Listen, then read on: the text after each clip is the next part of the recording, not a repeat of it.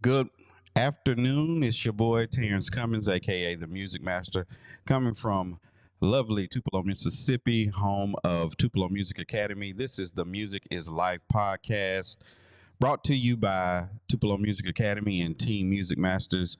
Today we have a great guest that I have admired over the years, and looking forward to the conversation that we're going to have for the Tupelo Music Academy Music Masters and Music is Life community.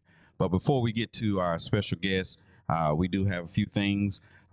This summer, it is May, and we're getting to the end of the school year, and summer camp is about to begin. We have classes for all students of all ages. If you're looking to do guitar, drums, piano, violin, like I said, strings and everything in between, Tupelo Music Academy summer camp begins the last 2 weeks in June. We'll offer day and afternoon camps for all ages. You can reach us at 662-397-1632, or you can get to the website tupelomusicacademy.com and sign yourselves up. We're taking visitors all month long in the month of May. This has been Music Mom Month. And for the month of May, we are signing up students for summer camp. Uh, also, this fall, well, I'll say this: June 1st, 4 p.m. at my home church, Sky's the Limit Ministries. At 4 p.m., we will have our second concert recital. Um, this June 1st, 4 p.m., we got a slate of new students who will be performing for family and friends. We invite the North Mississippi community to come out to support. A lot of these kids have never had an opportunity to play, so they're going to get an opportunity to play in front of family and friends. We want to come out and show our support with them that day. It also is an open house. If you are on the fence and you were thinking about starting music lessons, the summer recital and award show is your opportunity to come and sign up for music lessons. We are offering those opportunities for those who want to come in and get themselves started in that. So, June 1st, 4 p.m., and in the month of June, summer camp. So, with that, I'd like for us to get ready. We got our special guest who's coming on. He's, like I said, he's someone that I have admired over the years, walked with a lot of integrity, and was just plain out bad on that organ. And the first time I got a chance to play with him, we clicked. I always loved playing with organists, and he was one guy that I just always, anytime I've had an opportunity to see him out, always been gracious, always been kind, and very, very talented. And I wanted to, I had an opportunity to see him a couple weeks at church. And I said, man, I'd love to get you on the podcast. And he agreed and he made special time. So we're going to jump right in and introduce our special guest, Mr. Cedric Lipsey. Man, it is an honor to be here, man. So happy to hear about the work that you have going on at Tupelo Academy Music, man. It's always an honor to see you and to be a part of uh, this podcast. And man, I appreciate the kind words and the great introduction. Yes, sir. Yes, sir. It's definitely warranted. You know, like I said, you made your bones. You definitely put in the work, and it. I wanted others in our community to know who you are, and we're gonna jump right into it. So, for those for those who don't know who you are, introduce yourself. Give a little origin story of how you got started, and then what you're doing right now. Again, I'm Cedric Lipsey. I have three children, married to Georgina, formerly Georgina Fant, and we have three beautiful children, two boys and a girl. My oldest son, his name is Jarrell Lipsey. My youngest son is Jordan, and our beautiful daughter, the youngest of the bunch, her name is Yolacia. And so, man, been married 25 years, going on 25 years. September will be 25 years. Been playing music for about, I would say, about 35 years of my life. And the way I got started, man, my dad was a guitarist, and he wanted to teach me and my brother how to play. And I just really didn't have an interest in guitar. I was more of a drummer. So at the church we played at, there was like four drummers, and we all had to wait our turn. And back in those days, you know, the congregation would sing congregational songs, Right. and they had to sing enough songs so that all of us had a chance, an opportunity to play. And so one day I just, you know, I kind of didn't like waiting on my turn. And then when my turn came around, I really didn't want to give it up. And so we had a little small organ in the corner, but nobody was playing it. And so like I said, my dad, he would always open up the church. And so I kind of got interested in wanting to know how to play the organ. And there's a man by the name, he's Robert Hamilton Sr. Well, now his son, Robert Hamilton Jr., he was playing at that time. And so he had notes and stuff in his organ seat. And so I would go in there. And so one day he asked me, "You know what you're doing?" I was like, "No, sir, I really don't, but I would love to learn how to play." And so Robert Hamilton, he kind of showed me what the notes were on the organ, and he showed me how to follow his sheet music. And so from there, man, I just started learning how to place my fingers and put my fingers on the notes and learn how to play different songs. It was slow, but my level of interest was so high that I spent countless hours of just, you know, trying to figure it out. Now I love that story. It's kind of like I just remember church being. We used to sit. I played bongos. That was my first instrument. I played bongos, and then I went to drums. And you know, there was a certain church that would come and visit. They had a really really good drummer, and I used to sit and watch him. I was like, yeah, I'm gonna play like this. And at the time, we had a drummer. Uh, and when he started working evenings, I would get a chance to play on Wednesday night. So I had that opportunity, but at the same time, when I got in the band, I wanted to play saxophone, but at the time, drums was the first thing. But music, saxophone always called me, and it's always like I say, the student don't pick the instrument picks the student, and Yeah.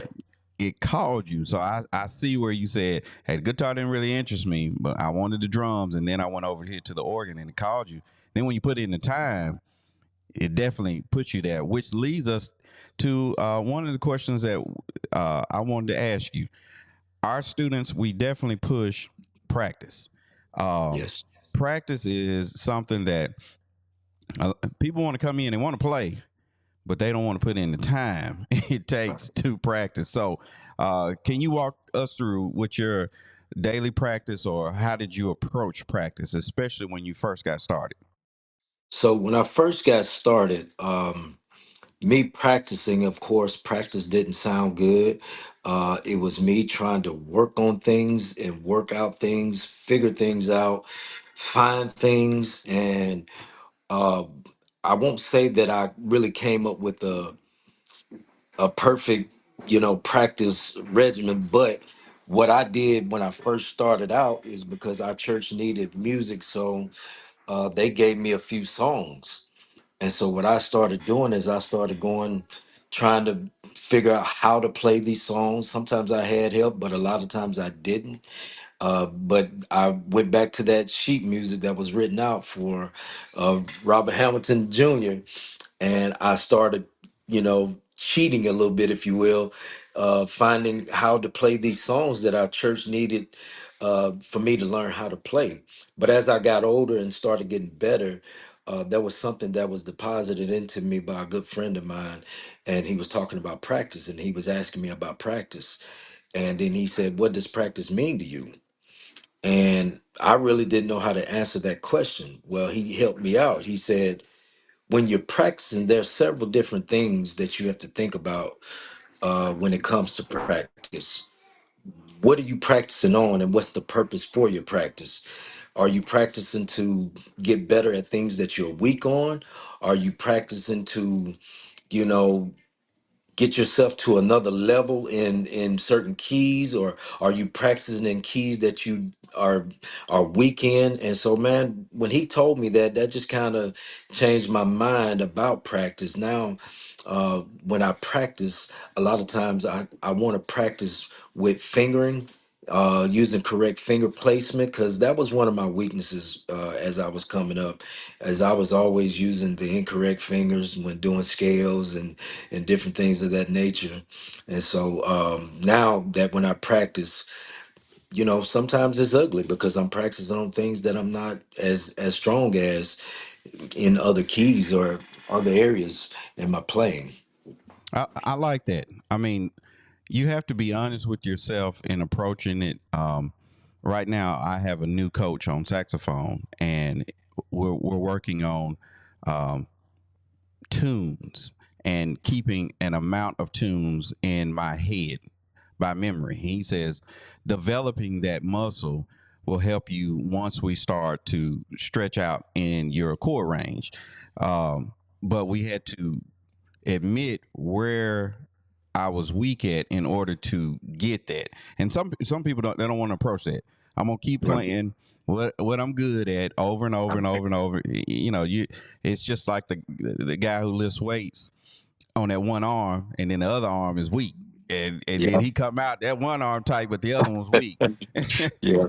Then I like what you said as far as purpose in your practice, because my old band director used to say it's not the quantity of practice, it's the quality of practice. He said you could do a 15-minute practice Yes. that has quality, but you could do an hour practice at quantity and it wasn't worth anything. So I like the way you approach that. I don't feel like there's a one way to do practice, but I like that. That is a Yes. gem. Yes, So sir.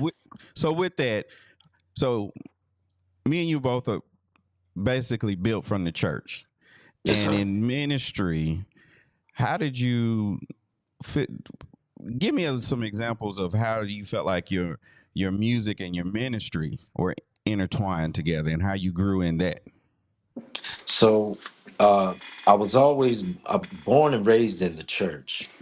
And years ago, my uncle started pastoring a church up in a little small town called Tiplersville, Mississippi. And there we didn't have a lot of music. We didn't have, we had singers. My whole family was basically singers, but they sounded good, but we always had to do what we did a cappella and drums, of course.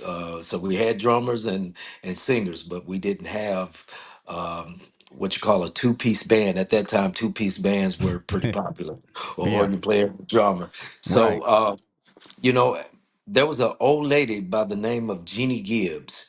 She came and she saw that I had a high level of interest in playing the organ. And man, she laid her hands on me and she got on her knees and man, she cried out to the Lord and started asking God to touch my hands. She put blessed oil on my hands and she said, Lord, touch his hands, touch his mind, make his hands, move freely across the organ. And at that time, man, I was so young. I was probably 10 years old. I didn't understand it fully, but I kind of had a general knowledge of her, why she was praying over my hands. And it wasn't very long after that that I started to see that God started opening up my ears to hear things. And then what I heard in my ears and what I heard, he gave me the ability to start finding things on my own with my hands. And from that, man, it just started taking off little bit by little bit. And then there were guys that I looked up to, uh, one by the name of Reverend Derek Gibbs. He was young. He and I are about the same age. And I met him for the first time when I was about 10, 11 years old, somewhere up in there. And I said, man, this young guy is awesome. And he was an incredible musician. And so he started giving me nuggets, and it started just opening me up even more, man. My playing started getting better. I started getting things from different people. And man, it helped me, and it kind of gave me a sense of what my purpose was in the church. I had opportunities to play other types of music, man, but my heart was really in the church. I love that. I love that. And then the fact that um, um, my interview with my mom a couple weeks ago, she said that the Lord had given her that I would play and play like David. And I always, no matter what, any point in my life, whether it was good or bad, music always played an integral part of my life. And it's music and ministry have always intertwined. The fact that now Sister Gia, was she kin to Derek? Uh, uh, the one she's married to Derek, actually. Okay, okay. Oh Well, no, no, I'm sorry, not that Sister Gibbs. So Gina Gibbs, yes, she is kin to Derek. You're right. okay, okay, yeah. So Sister Gibbs is because the thing that I always ask is, God, give me the ears to hear what I need to play, and I know, um, and I'm doing that now. But this is on down in the journey. When Yes, I was sir. first young, I was just like, Lord, let me hear the right things. But then, just like you said, you had Derek Gibb. I had a couple people in my life, like a Chris Hatchett or a Alvis Hatch, who would deposit nuggets into my ear about how to play, how to approach this and that. So with you meeting Mr. Gibb, who is a fantastic musician, and him being able to share with you, because I remember meeting y'all. I can't remember how old we were. Maybe we were in our 20s during that time, but seeing you two play together, and I was like, man, these Yes, these cats off the hook. I yes, think it was. yes, I think it was in New Albany. My mother had a some kind of conference, and y'all played, and I was just like, yes. man, these guys is these guys tough right here. Uh, well, with that, so you're in ministry now. Let's kind of fast forward. So we have a lot of students that go to church to play, and they specifically want to learn to get better. In ministry now, how do you approach preparing for church, for service with your music? So, so what I do is before I do anything, I approach everything with prayer. Before I go and because the piece that I play, man, is such a vital part of church worship. Is such a vital part of helping people to get healed. Music has a way of healing. Music has a way of soothing. Music just has a way of just mending things and mending people. And so before I play, I approach everything with prayer. I ask the Lord to first of all anoint my hands. I remember going back with what Sister Jeannie did years ago. She just prayed that the Lord would anoint my hands and to touch my mind, to open me up to hear His music, even in my heart. And so that's what I asked the Lord to do, is just anoint my hands, because I want my hands to be play a part in someone's healing. I want my hands to play a part in someone's being delivered, Mm. someone being set free. And so I allow God to use me in that capacity, because um, there's times where I've been going through some things, even me personally, and just me sitting down at the organ or keyboard, man, the Lord would just give me things in my hands. There's a certain chord that He may give me, man, that may do something in me, that may lift something that, from me at that point. So my approach, and what I would um, always recommend to anyone who's in music, to always be prayerful, always to approach everything that you do with prayer, and be sincere when you're playing, because uh, your piece is it has its own ministry within itself. I like that. So we're talking about music. Did you ever, and I know you talked about Brother Hamilton, but did you ever have a regimen of music lessons that you attended weekly, monthly? I never did. I was basically for the most part, I would say I was self-taught because a lot of my grind, I'm a ball player as well. I played a lot of ball in my younger days, and my level of interest in music became so potent and high that I had to put the basketball away. I had to quit going outside. My mom bought me my first keyboard, and I spent hours after doing homework. The rest of my day was keyboard music, and that's what I did. And I wasn't gonna leave that until I felt like I had accomplished something that day. So I really didn't have anybody to help me, sit beside me. There were times where, as I got better, I saw other guys and I would ask them questions.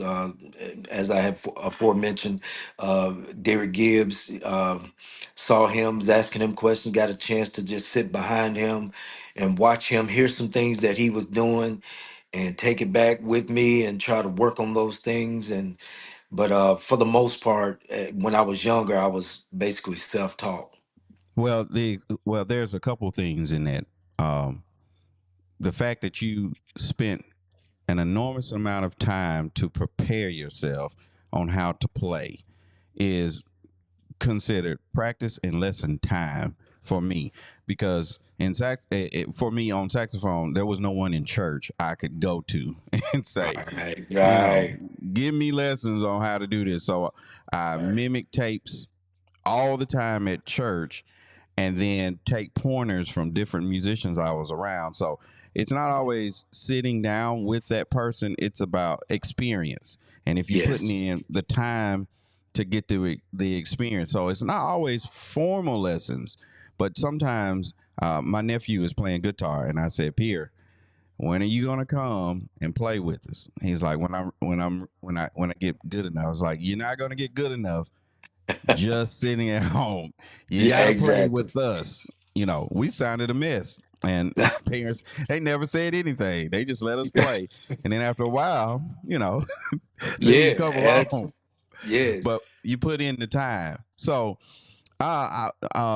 man, you have dropped a lot of nuggets on here. So, we're at the end of our podcast. I really do appreciate you being on, but I have one more question for you. All Um, right. if you were mentoring young up and coming students, what word of advice would you give them that you might have wished you had when you first started, or that you got that you always would like to pass along? So you have to be, you have to learn how to take criticism. And criticism can build you, especially when you're a musician in ministry. I'll give you an example. There was a guy, and I was years into my playing. I was pretty good. But there was a song that came up after the preacher had preached. Well, the keyboardist and the organist, which I was the organist, we were trying to figure out the song and where to go. Song was pretty simple. Well, I was playing and he was playing, but he was going somewhere and I was going somewhere. Well, this guy, he said, "Hey, stop playing." He told me to stop playing. I was like, wow. And I'm like, man, I'm Cedric Lipsey. What do you mean stop playing? And so after service, man, the Lord really spoke to me. But it was after he spoke to me first. The young man came to me. He said, "Listen, man, I know you can play. You're great at what you do." He said, "But when you were playing and y'all both were in the two different places," he said, "y'all were both clashing and y'all were sending out a spirit of confusion.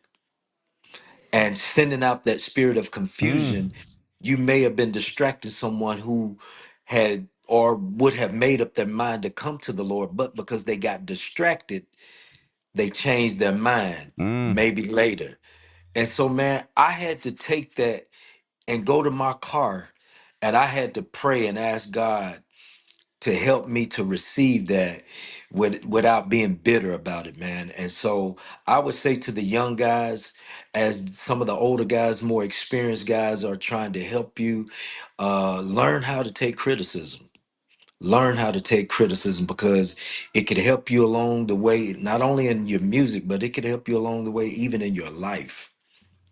Love it, love it, I love it. I mean, you if you're gonna build on this, and this is in anything, there's gonna be someone who's ahead of you, someone who can hear something or see something ahead of Yes. you, and you have to be Yes. you have to definitely be open. Um, uh, my mom, Dr. P, was um, when it came to the music, and she was like, don't just randomly play, hear from God, and Yes. it's being light. And if you can't, then be quiet. Yes. don't Yes. don't do anything.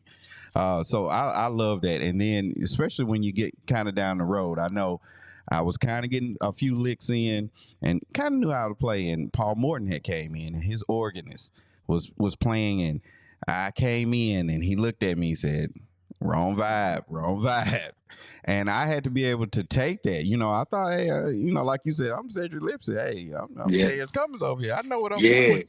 Yeah. But I had to take it and grow from that. And I'm not saying it's always easy and you always take it in gracefully, but if you're open to it, you definitely grow from that, man. That's definitely great words of wisdom.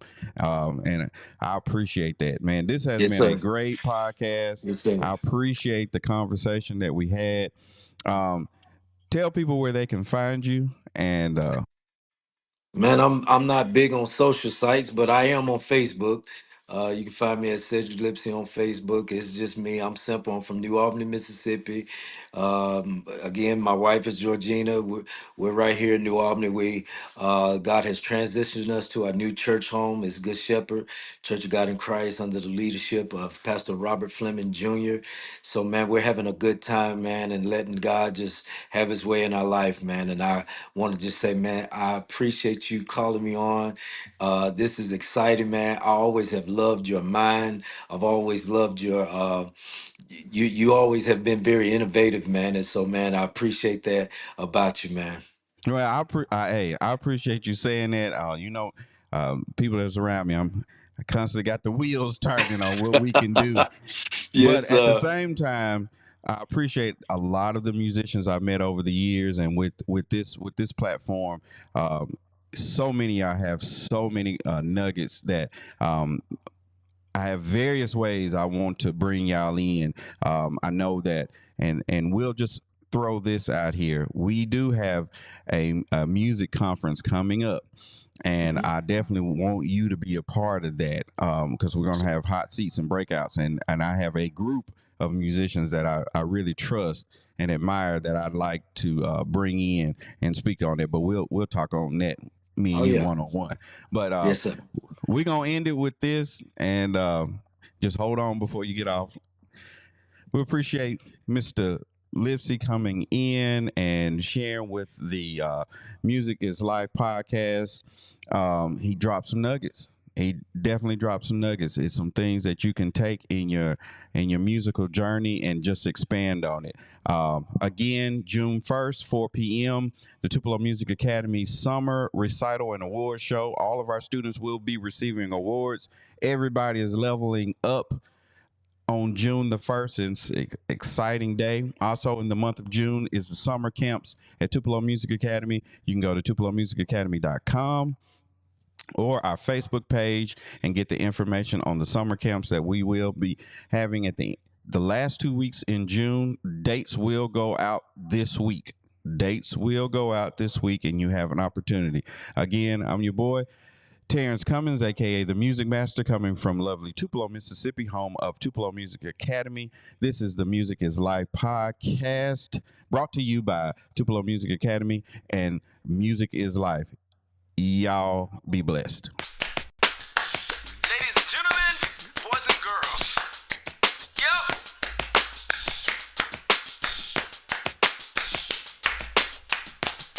We back at it again. You know what we had to do.